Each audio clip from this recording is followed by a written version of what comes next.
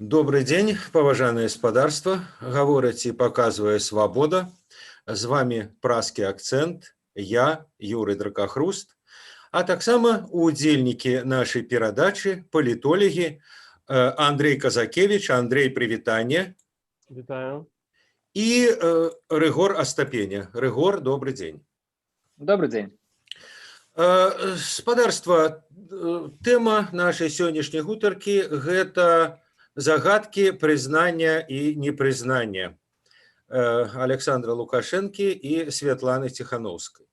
Нагода для нашай гутаркі – гэта рашэнне літоўскага сейму.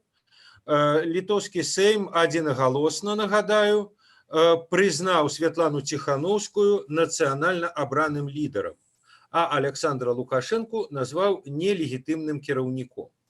Андрей, вось што гэта азначае? Здаецца, нелегітымным кіраўніком Лукашэнку назвалі ўжо ўсе краіны Еўразвязу, а вот это рашэнне Сейму, што яно азначае? Дарэчы, тэлеграм-канал Пол Первого прэзідэнцкі пажартаваў, што, маўляў, дык і мы любога літоўца можам палічыць кіраўніком Літвы. Калі ён пагодзіцца. Да, вот. А вот все ж таки, што азначае рашэнне літоўскага сейму? Ці азначае гэта, умоўна кажучы, што пасол Літвы ўжо больш не будзе мець размоваў з Александром Лукашэнкам, з прызначаным ім МЗС, а будзе акрэдытаваны пры Святлане Ціханаўскай? Ну, думаю, не. Я думаю, что пакуль что размова ідзе толькі пра непрызнанне Лукашенко де юре, так, а не адмова з ім камунікаваць де-факто. Ну, прынамсі, будзем глядзець, як будуць разгортвацца падзеі далей, але если ходзіць рашэнне, я б яго інтэрпрэтаваў такім чынам, так. Тым больш, што, в прынцыпе, дыпламатычныя стасункі усталяваныя з краінай, а не непасрэдна самім Лукашенко. Таму тут есть широкое поле для маневра. Чым адрозніваецца ад таго, што было прынята еўрапейскім звязам, дэталізацыі. Ну, па-першае, фактычна Сейм ужо не прызнае Лукашэнкі легітымным прэзідэнтам.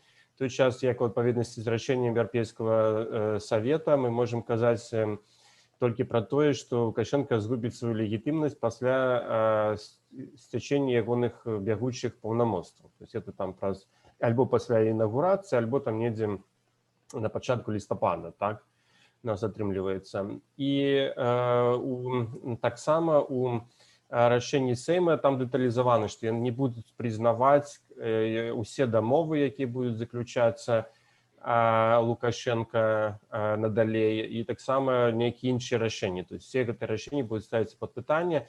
Мне такое адчуванне, што нават гэта так вот падпрымеркавана да сустрэчы Лукашенко з Пуціным 14 верасня. І гэта будзе значыць, што нават калі там вот Лукашенко падпіша нейкія інтэграцыйныя мапы ці нейкія саюзныя дамовы, то прынамсі з пункту гледжання Літвы яна не будзе лічыць такія дамовы легітымныя. То есть, в принципе, Беларусь, ну, калі, скажем, эта практика будзе пашырацца, далей будзе потрапляць вот з гэтымі дамовамі міжнароднымі, асабліва з Расіі, у шэрую зону. Не в чорную зону, што яны аўтаматычна будуць не прызнавацца, гэта адразу будзе зразумела, што гэта будзе значыць, там, якія это будзе мець там юрыдычныя і іншыя наступствы. Гэта сапраўды шэрая зона. То есть, некаторыя дамовы, напэўна, будуць па факту прызнавацца, але многія рашэнні, многія дамовы будуць ставіцца пад пытанне. Я думаю, што гульня будзе неяк адбывацца ў гэтым рэчышчы. Ну і, конечно, шмат што будзе залежаць ад таго, як іншыя краіны Еўрапейскага звязу будуць рэагаваць на гэту сітуацыю, ці будзе гэтая практыка пашырацца і прымацца большымі краінамі. Ну, Польша, там, Нямеччына, конечно. Рыгор, а вот это як бы галоўная частка рашэння. Прызнание Тихановской нацыянальна абраным лідарам. Это же не признание президентом, а признание кім. Вот что означае гэтая частка рашэння. Причем яна в этом сэнсе беспрэцэдэнтная. Ніякія іншыя краіны Еўразвязу, здаецца, такого рашэння не прымалі. Так, сапраўды, гэта, ў прынцыпе, гэта частка, которая там у нейкай ступені больш важная і нейкай ступені яна, которую таксама можна аспрэчваць, так? Таму што сапраўды мы не маем ніякіх там доказаў, каб сцвярджаць, што Святлана Ціханаўская перамагла на выбарах, таму што бюлетэняў, хутчэй за ўсё, не існуе, выбары былі сфальсіфікаваныя. І таму гэтая частка вельмі важная тым, што гэта стварае вельмі моцную калізію, так, паміж Лукашэнкам, паміж Ціханаўскай, ставіць іх там на нейкай адной ступеньцы. І я думаю, што гэта такой варыянт, который азначае, што Беларусь стала яшчэ на адзін крок бліжэй да таго, што ёсць у Венесуэле, так?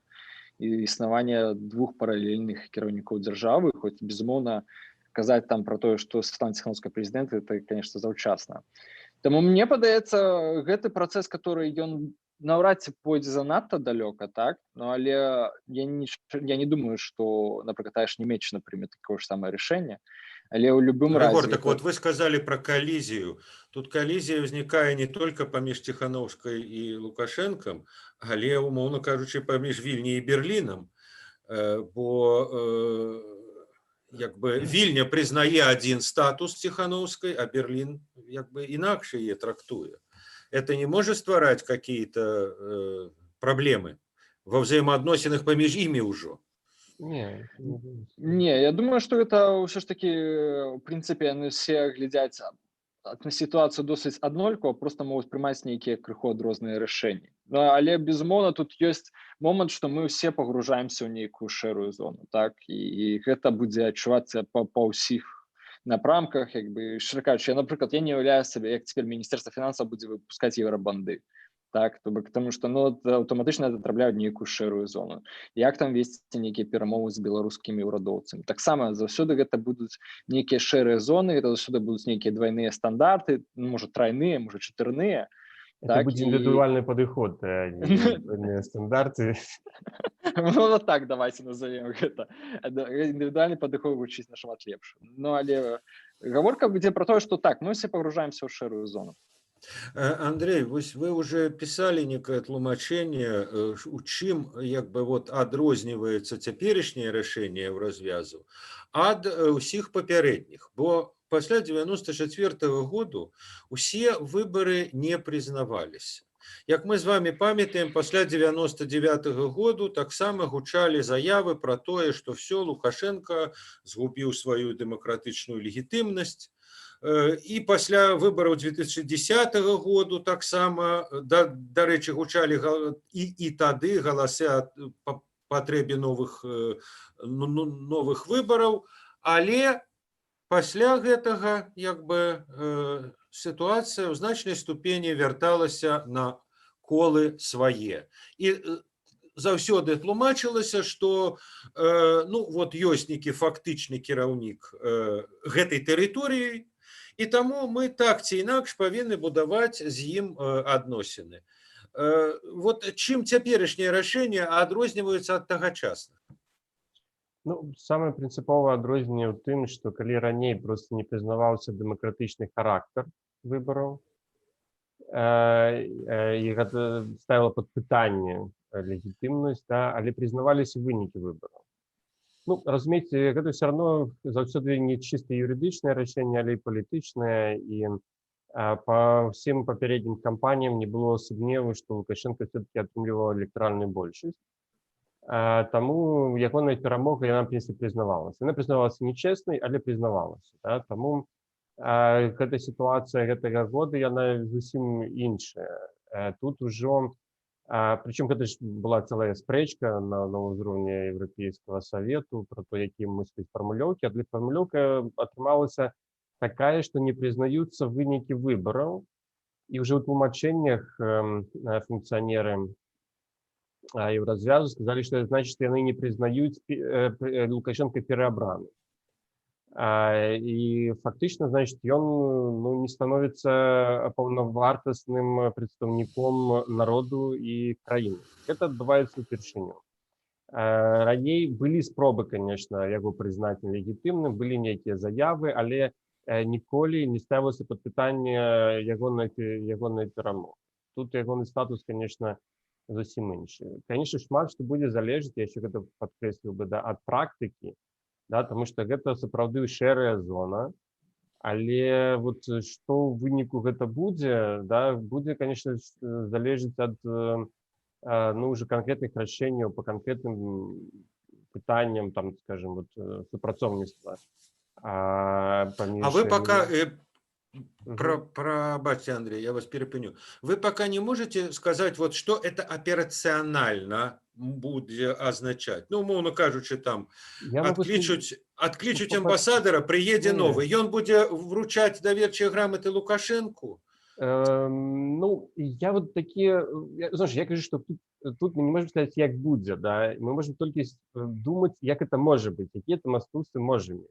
Потому что, конечно, по логице не трэба уручаць.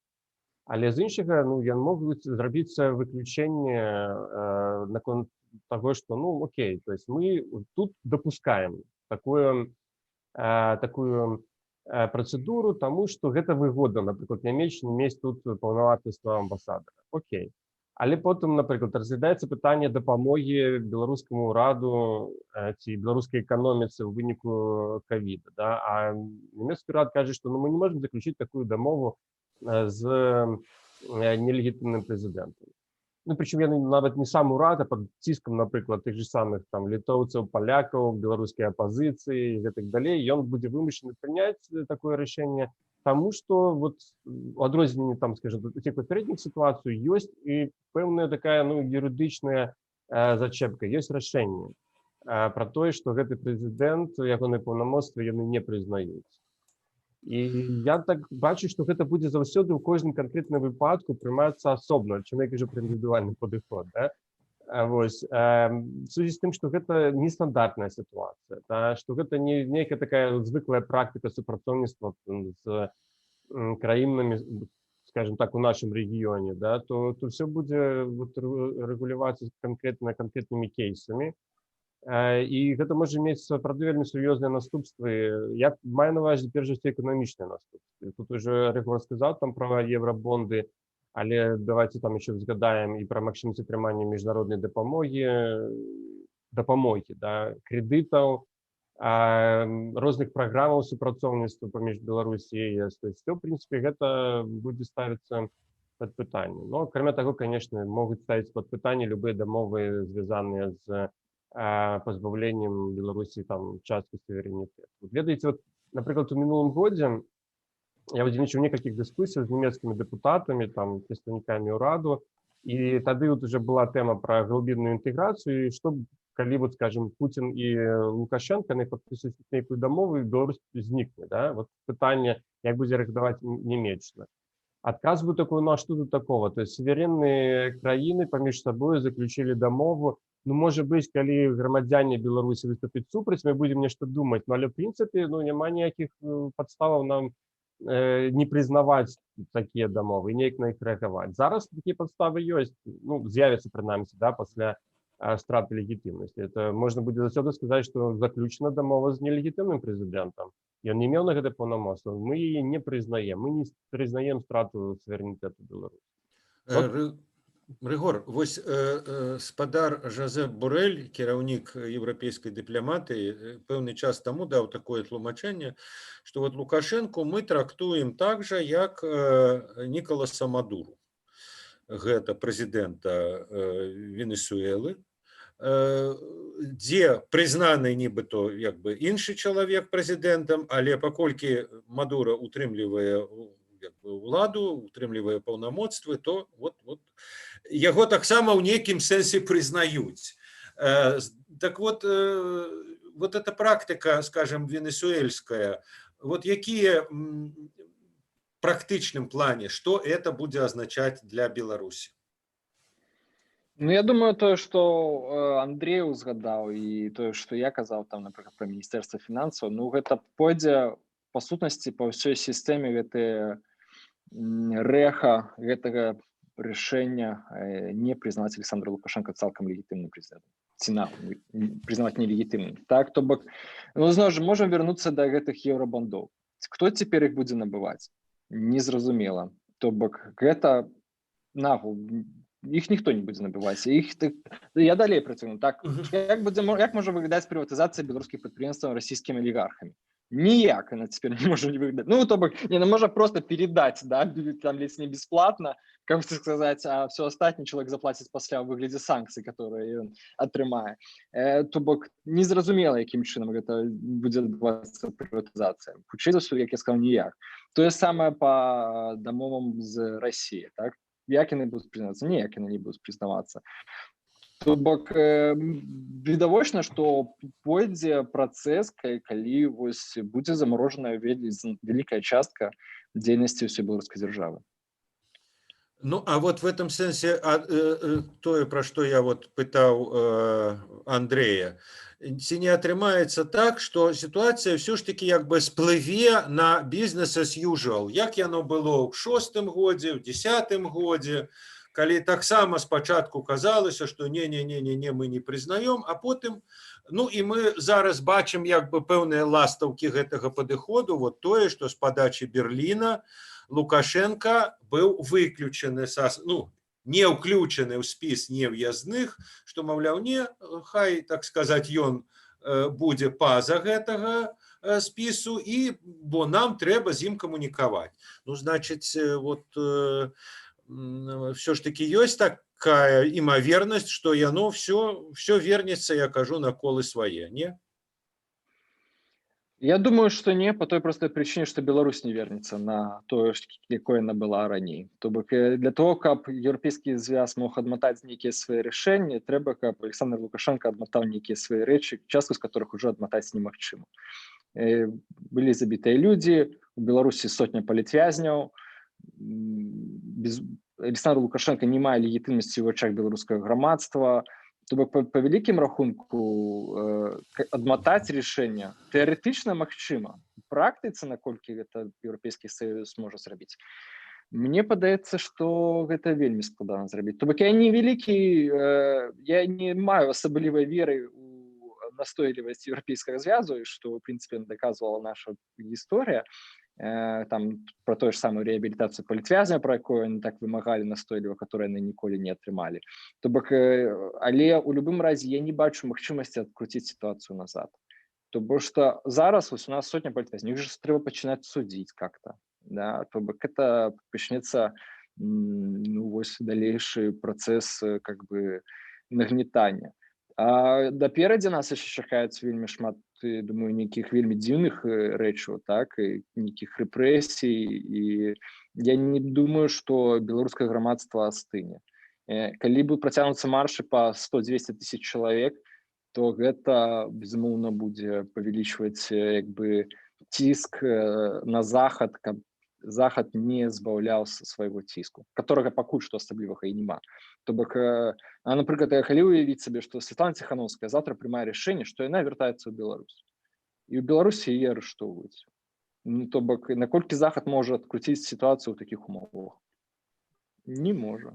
Рыгор, і апошняе, можа, пытанне. Вот, на ваш погляд, якая рэакцыя Расіі? Ці не атрымліваецца так, як некаторыя нашы з вами калегі, палітолагі кажуць, а таксама і некаторыя і палітыкі в Европе кажуць, што ну вот этим рашэннем як бы Беларусь заганяецца в рукі Расіі. Ці наадварот, паколькі вот в Расіі будуць разумець, што ніякія тыя пагадненні за Беларусю не будуць прынятыя светам, то, можа быць, і это іх наадварот як бы астудзіць іх абдымкі. Ну, я думаю, што я, прынамсі, асабіста ўспрымаю непрызнанне Александра Лукашэнкі як магчымасць акурат нейкай бяспекі ад ягоных дамоваў з Расіяй. І я думаю, што, безумоўна, Расія мае вельмі складаную сітуацыю цяпер, яна не да канца разумее, якім чынам ёй трэба рэагаваць, таму што што ёй можа даць цяпер Лукашенко. Ну, скажем так, не так і шмат у легітымным полі. Я думаю, што ў нелегітымным полі ён акурат ужо гатовы даваць вельмі шмат. Ён ужо, бачыце, прымае как бы мапы губерній, то бок ужо как бы адчуваецца, яго ўжо прыязджаюць расійскія журналісты, адчытваюць на камеру. То бок ён ужо, ў прынцыпе, я думаю, маральна гатовы да вельмі дрэнных рашэнняў для Беларусі. Але ці пойдзе гэта Расія так брутальна, я думаю, што не. То бок яны будуць дзейнічаць хутчэй у неяк больш мякка, будуць уваходзіць, будуць стейкхолдарамі ў часе транзіту, чым тымі, хто будзе проста зверху чымсьці кіраваць. Андрей, и ваша оценка, вот такой все-таки двоистый подход Европы, с одного боку вот такое решение Литвы, агульное решение, что Лукашенко нелегитимный, с третьего боку то, что все-таки вот в спис его нібито покуль принамсі не включают. Як Россия вот на этот суплет факторов будет реагировать? Ну, по-перше, там уключили, не уключили его список увогуле, а чисто символичный крок. Я уже сказал, что само решение Европейского совета, я думаю, же есть реальные, ну, экономические настройки, миллиарды, да, для Беларуси, а что там включить, не включить одного человека в список, это не так важно. Тем более, что его-то все равно зараз никому в голову не придет запросить туды. Так. То есть это просто как бы вот, ну, как Путина не включили, да, как иметь между ним контакт, ну и тут Лукашенко не включили по той же схеме. То есть это я не надавал бы великое значение к этому решению. Але то, что пишется в внешнеполитичной ситуации, да, ну, складывается так, что все-таки Лукашенко атрымліваецца для Кремля ў такой аслабленай, вельмі аслабленай сітуацыі, вельмі дарагі. Санкцыі еўрапейскія, ну, скажем, пазіцыі еўрапейскія, яна робіць Лукашенку менш цікавым для Кремля, тому што ставіць пад пытанне ягоную легітымнасць, пагаршае эканамічную сітуацыю рэжыма, это значыць, усе гэтыя выдаткі дадатковыя будуць класціся на Кремль, можно тогда сказать, что вот как бы интеграция, нават юридично как бы оформленная с Беларусью, Россией, это будет фактично как долучение Крыму. Зрабіць можно. Не, это будет Абхазия, вот не Крым. То есть это вот я это разглядаю больше такая, ну, подобная схема, это абхазский вариант.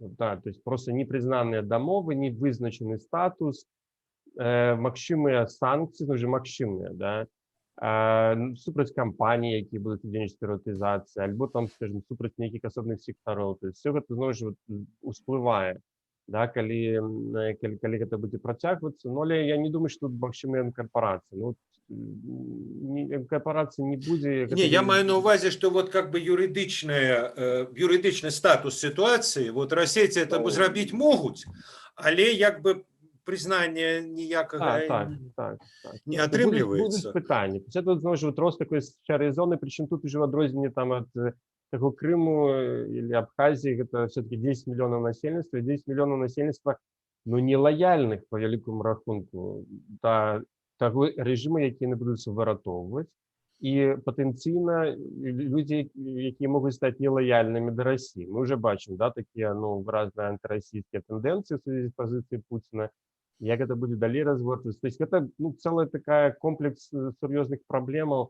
Я думаю, что все-таки, коли это еще не принято, то в некой такой вот, ну, принамсі, в ближайшей перспективе все-таки Кремль будет думать хутчэй про транзит, чем про захаванне. В принципе, вот той же самой конституционной реформы, як я ее бачу, ее просовывают менавіта русские. Это не столько инициатива белорусских уладаў, каб кагосьці там вот, ну, супакоіць, але колькі вот план якраз Кремля, вот каб все-таки некие институционные такие змены были, и зноў жа по аналогии с Абхазией, каб там менялись президенты, каб там адбываліся некие выборы, але при гэтым ну, вот у орбите российской рука России заставалась. Краина, да, заставалась. Это вот идеал, я думаю, да, что хотел бы иметь Кремль. А падтрымліваць просто Лукашенко, ну, ён, по-перше, непрадказальны, по-другое, вельмі дарагі, ад яго толькі праблемы. Таму, ну, тут вот, як ни круці, гэта не вельмі рацыянальная стратегія. Добре, дзякуй вялікі Андрей, дзякуй вялікі Рыгор. Глядзіце нас, паважаныя гледачы, у Ютубе і у Тэлеграм-канале. Всяго, до побачення. Всего доброго. Счастливо.